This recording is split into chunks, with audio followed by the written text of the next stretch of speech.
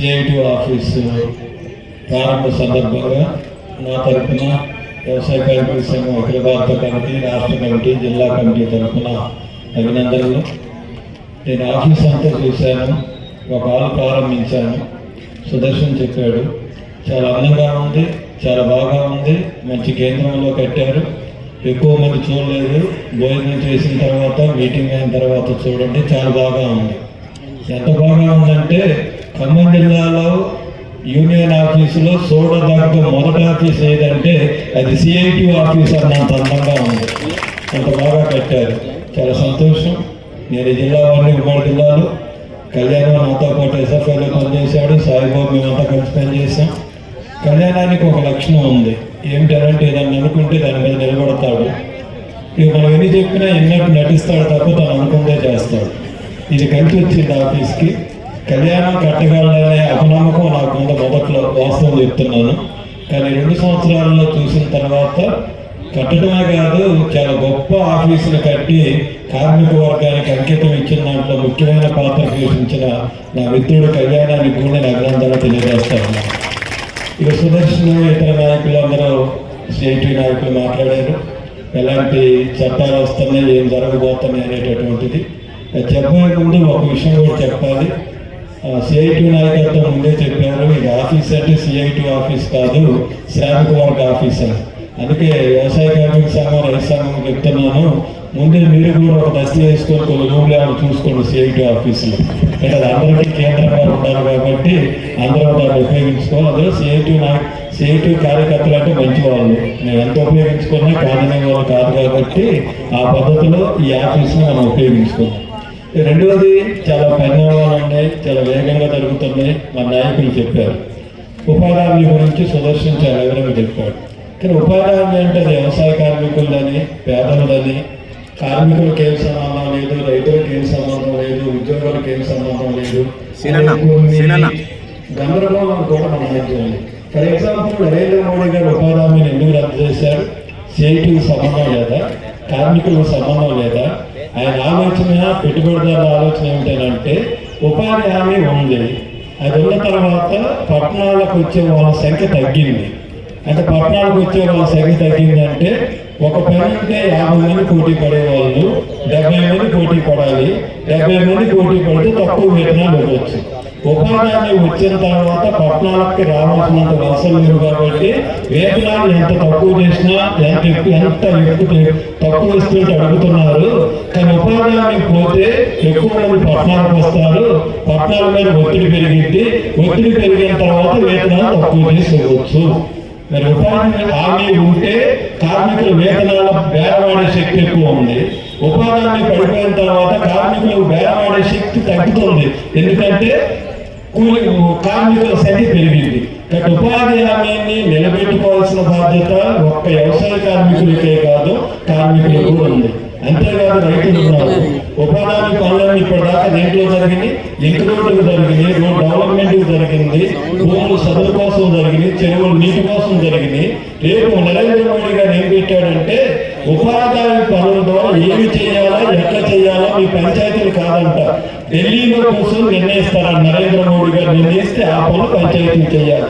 పెద్ద పెద్ద పనులు చేయొచ్చు, పెద్ద మామూలు పనులు కాదు. కాలువలు తవ్వచ్చు, బిల్డింగులు కట్టవచ్చు, రోడ్లు వేయచ్చు. అంటే అర్థమేంటి?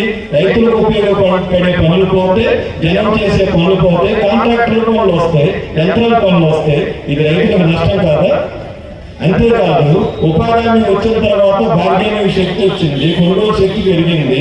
అది పోతే కొనుగోలు శక్తి పడిపోతే నిరుద్యోగం పెరిగింది, పట్టణాలకు వాసనలు పెరుగుతాయి, కార్మికుల యొక్క ఇబ్బందులు, ప్రజల ఇబ్బందులు పెరుగుతాయి. కాబట్టి నేను మీకు అందరికీ విజ్ఞప్తి చేసేది, ఉపాధి హామీ అంటే వ్యవసాయ కార్మికులు పేదలతో కాదు.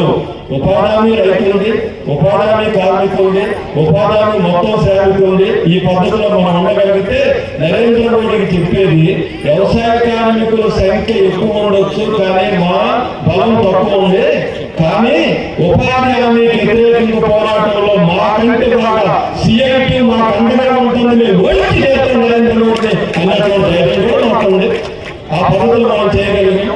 ఉపాధి హామీ కాదు, ఏ చేసిన భూములు రేవంత్ రెడ్డి గారు వేస్తారో భూములు ఉండవు, చంద్రబాబు నాయుడు గారు భూములు ఉండవు, నరేంద్ర మోడీ మోడీ గారికి భూములు ఉండవు, కానీ కంపెనీలు భూములు ఇస్తాయి. ఎక్కడి నుంచి వస్తున్నాయి ఈ భూములంతా? ఎవరు ఈ భూములంతా? మీకు ఒక చిన్న ఎగ్జాంపుల్ చెప్తాను. చంద్రబాబు నాయుడు గారు గూగుల్ అనే ఒక కంపెనీ తెస్తున్నాడు విశాఖపట్నానికి. ఆ గూగుల్ చరిత్ర కనుక తిరిగిస్తే వాళ్ళు 1,00,000 కోట్లు పెట్టుబడి పెడతారంట. 1,00,000 కోట్లు అమెరికా బయట పెడుతున్నటువంటిది ఎక్కడంటే ఇండియా విశాఖపట్నంలో చంద్రబాబు గారు చెప్తున్నారు. కానీ అసలు విషయం ఏంటి? 1,00,000 కోట్లు ఆయన పెట్టుబడి పెడుతుంటే 22,000 కోట్లు కరెంటు పేరుతో, భూమి పేరుతో, పన్నుల పేరుతో చంద్రబాబు నాయుడు గారు ఇప్పటికే సబ్సిడీ ఇచ్చారు. వాళ్ళు ఏం చేస్తారో తెలుసా? మన భూమిని తీసుకుంటారు, మన బ్యాంకులో తాకట్టు పెడతారు, మన డబ్బులతో కంపెనీ పెడతారు. అంతకంటే ముఖ్యమైనది పోలవరం నీళ్ళు ఇస్తారు, అలాగే గిరిజన ప్రాంతాల్లో ఉన్నటువంటి హైడ్రల్ పవర్ ప్రాజెక్ట్ పవర్ ఇస్తారు. అంతకంటే ముఖ్యమైనది తెలుసా? గూగుల్ చరిత్ర ఏంటి? మొత్తం గూగుల్లో మనం వెతికితే అమెరికాలో ఉన్న ఉద్యోగులు 40,000 ఉద్యోగాలు ఇచ్చారు. గూగుల్ వాళ్ళు సాధారణమైన వాళ్ళకి ఇచ్చారా? అమెరికా జనాభాలో 15% నల్లజాతి వాళ్ళు ఉంటే గూగుల్ ఎంప్లాయ్మెంట్ ఇస్తున్నట్టు 4% మాత్రమే. అదే ప్రభుత్వ రంగంలో అమెరికాలో 18% 40,000 ఉద్యోగాలు వస్తుంది. కాబట్టి గూగుల్ అన్నటువంటి ఒక సంస్థ అమెరికాలో మొత్తం ధనవంతులకు ఉద్యోగాలు ఇస్తూ దోపిడీ చేస్తా ఉంటే చంద్రబాబు నాయుడు గారు అక్కడ ఫ్యాక్టరీ పేరు గూగుల్ పెడుతున్నానని మా రేవంత్ రెడ్డి గారు, ఇప్పుడు రేవంత్ రెడ్డి గారు మాట్లాడుతున్నాయంటే ఆయన పోటీ ఇండియాతో కాదంట, లేకపోతే ఢిల్లీతో కాదంట, కలకత్తాతో కాదంట. ఎవరితో పోటీ? న్యూయార్క్తో పోటీ, అమెరికాతో పోటీ, ప్రపంచంతో పోటీ. అంటే చంద్రబాబు నాయుడు గారి యొక్క శిష్యుడు ఇక్కడ రేవంత్ రెడ్డి గారు 1,00,000 ఎకరాలను కార్పొరేట్కి ఇస్తా ఉన్నారు. దీనివల్ల జరిగేదేంటి? భూములు పోతున్నాయి, ఉపాధి పోతున్నాయి, అన్ని పోతా ఉన్నాయి. కాబట్టి మిత్రులారా, కార్మికుల భూమి తెచ్చారు, ఉపాధి హామీ ఆ రోజు చెప్తున్నాం. కార్మికుల చట్టాలు రద్దు కావడం అని అంటే దాని అర్థం వ్యవసాయ కార్మికుల చట్టాలన్నీ రద్దయిపోతాయి. మొదట ఉపాధి హామీ రద్దయింది. ఇప్పుడు జీరాంజన్ చట్టం తెచ్చే దాంట్లో ఉపాధి ఏమి ఉండదు, కాంట్రాక్టులు వస్తారు, అవి జరిగింది. కాబట్టి రైతులు, వ్యవసాయ కార్మికులు, అలాగనే కార్మికులందరూ కూడా మనం సంఘటనగా పోరాటం చేయాలి. ఒకటి మాత్రం మనకు కొంచెం ఎర్రజెండాలు పలుకుబడి తగ్గింది, పంచాయతీలు తక్కువ వచ్చి, అసెంబ్లీలు లేవు, పార్లమెంట్లు ఇవన్నీ మనకు బాధ ఉండొచ్చు, బాధ ఉండాలి. కానీ ప్రపంచం ఏం చెప్తుండే? ఎట్లా ప్రపంచాన్ని ఎన్ని సంవత్సరాలు పరిపాలించాడు? ఆయన పరిపాలించింది 12 సంవత్సరాలు, 33 నుంచి 45 దాకా పరిపాలించాడు. ముసలి ఎన్ని సంవత్సరాలు పరిపాలించాడు? 22 నుంచి 43 వరకు, 21 సంవత్సరాలు పరిపాలించాడు.